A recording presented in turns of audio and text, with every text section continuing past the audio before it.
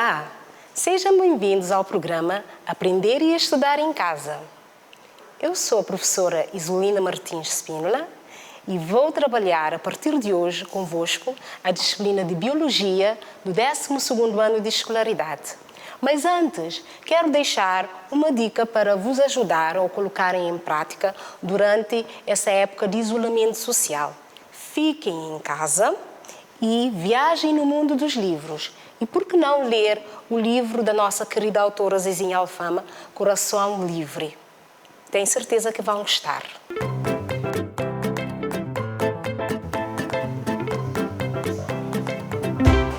Hoje, o nosso sumário é Teorias interpretativas da origem e diversidade dos seres vivos, fixismo e evolucionismo. A diversidade define-se como o número e variedade de organismos de um determinado ambiente. E compreender essa diversidade é um desafio que se coloca à biologia de forma interessante e polêmico. As primeiras teorias explicativas dessa diversidade eram teorias fixistas. E essas teorias eram defendidas por Platão e Aristóteles. E não só. E o que é que defendia essa perspectiva fixista? Essa perspectiva considerava as espécies imutáveis, perfeitas, ou seja, não sofrem evolução ao longo do tempo. Então vamos desenvolver essa matéria ao longo da nossa aula. Qual é o objetivo? Portanto, o objetivo é compreender as teorias fixistas, que foram as primeiras teorias a explicar a origem e diversidade das espécies. O que são teorias fixistas?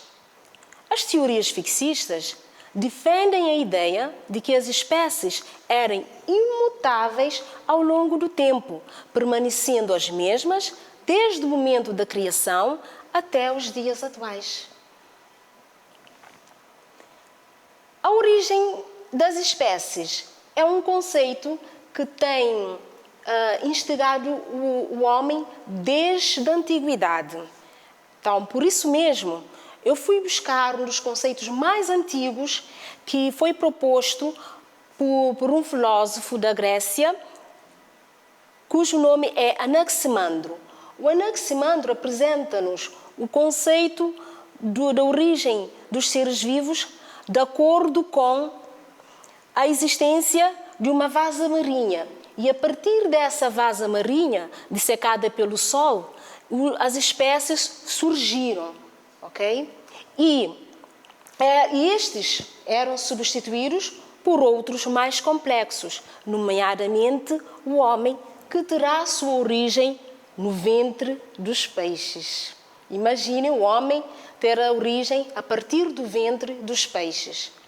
Mais tarde, Platão, o filósofo Platão, através das teorias das formas, explicou a diversidade do mundo. Segundo esta teoria, todos os seres vivos eram cópias de formas perfeitas, imutáveis e eternas, que existem numa dimensão espiritual. Portanto, realço que Platão deixa bem claro que as espécies são imutáveis e eternas. A seguir ao Platão, segue-se o Aristóteles, que, digamos assim, era um discípulo de Platão, não é? Que também apresenta-nos o seu conceito da origem e diversidade das espécies. Na visão deste filósofo, todos os seres vivos se encontravam organizados de acordo com uma escala. E nesta escala, os seres apresentavam-se hierarquizados dos mais simples para os mais complexos. E no topo dessa escala encontrava-se o homem. Cada organismo ocupa um lugar fixo. E era uma escala considerada eterna e imutável. Mais uma vez, aparecem-nos a palavra eterna, imutável. Okay? Aristóteles ainda tentou dar uma explicação para a origem das espécies, propondo-nos a teoria da geração espontânea. Isto é, a vida ou os seres vivos surgem a partir de matéria inerte por ação de um princípio ativo. Ou seja, a partir de uma matéria sem vida, por ação de um princípio ativo, é possível gerar a vida. É isso a teoria da geração espontânea. Essa teoria é uma teoria que pode ser exemplificada de acordo com o esquema que nós temos aqui no quadro. Portanto, aqui nós temos uma camisa suja, mais o trigo, e dessa junção temos o quê? Temos ratos. Ou seja, a partir de matéria inerte, a partir de matéria sem vida, ok? Por ação de um princípio ativo, obtemos seres vivos. A imagem relata uma explicação dada por Jean-Baptiste Van Helmont ao tentar explicar como é que se obtém ratos a partir da matéria bruta. Então ele explica da seguinte forma: se comprimir uma camisa de mulher, de preferência um pouco suja, num vaso com trigo, ao fim de 21 dias, o fermento do suor feminino transforma o grão em ratos. Obter ratos a partir da junção da camisa de uma mulher suja com as sementes de trigo. Isso é possível? Sim. Para os defensores da teoria da geração espontânea, é sim. A teoria da geração espontânea, ela influenciou muitas áreas do conhecimento na altura. Acreditem que influenciou até filósofos e cientistas, como Descartes e Newton. Então, na altura, no contexto vigente, que era um contexto formado por ideias religiosas, por ideias da ciência, filosóficas e a própria sociedade, condicionou ou influenciou as concepções criacionistas. Então agora vamos conhecer as concepções criacionistas ou as teorias criacionistas. O que é que estas teorias defendem?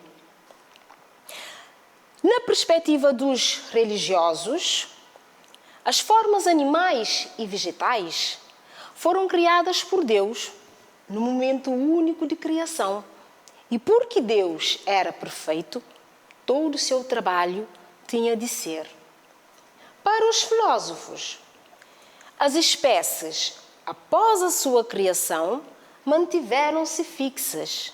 Segundo esta concepção, quando no mundo vivo surgem imperfeições, estas devem-se às condições do mundo material, que sim é corrupto e imperfeito. Portanto, aqui nós temos a concepção criacionista, muito defendida na altura, não é?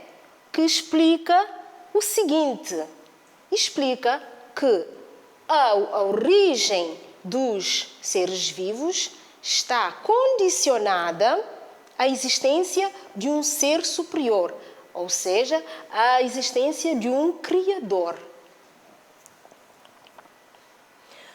Então agora o que é que nós vamos fazer?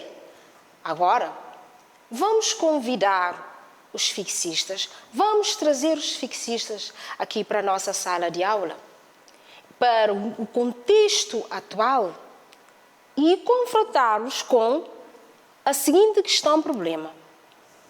Admite-se que a enorme diversidade de cães terá surgido a partir do lobo.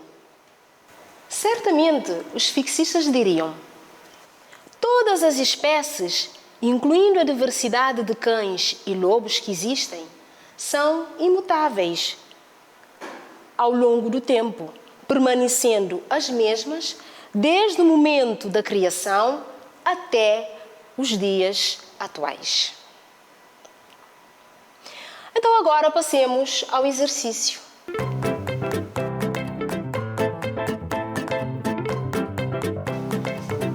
Passemos então ao exercício.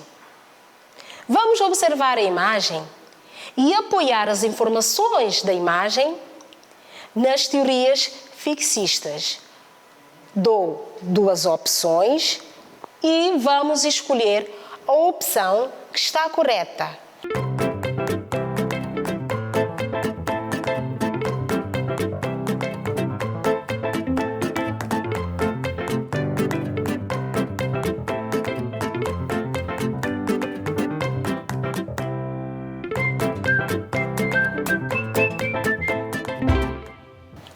Acham que está correta? Já escolheram? É a opção B. Por quê? Porque as borboletas, ao longo do tempo, não alteraram a sua forma, permaneceram inalteradas.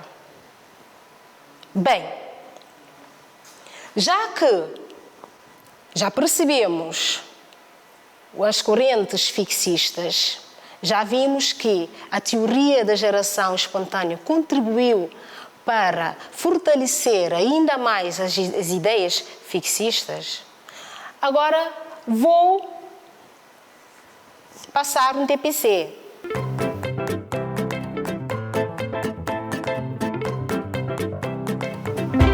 Vamos considerar então a seguinte situação. Olhem, não se esqueçam de copiar. Quem não tem livro tem de copiar.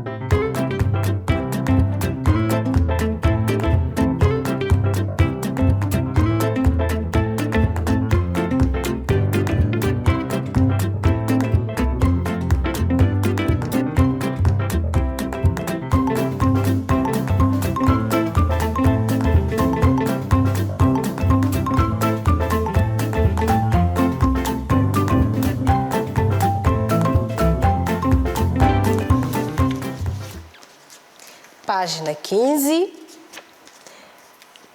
Então vamos dar uma explicação de como obter escorpiões, como se fosse algo muito simples. Escavar um buraco num tijolo e meter lá erva e serpente bem esmagada. Aplicar um segundo tijolo sobre o primeiro e expor ao sol. Alguns dias mais tarde, a serpente age como um fermento e nascerão pequenos escorpiões. Van Helmont, 1648. Então, qual é o desafio? O desafio é, a partir deste pequeno trecho, vamos tentar em casa, eu também vou fazer, recordar situações de tradição popular que ainda hoje refletem ideias de geração espontânea. Gostaram do TPC? Podem conversar com os vossos avós, com os vossos pais, certamente ouvirão histórias engraçadas.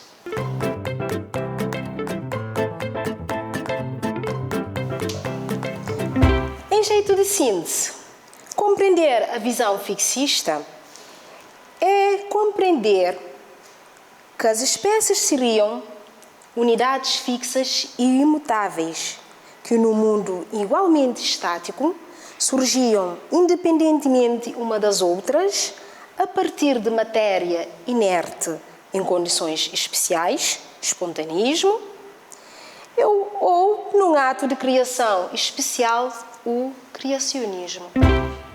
E foi assim a nossa primeira aula de biologia. Espero que tenham gostado. Até a próxima aula de mais um programa Aprender a Estudar em Casa. Fiquem bem.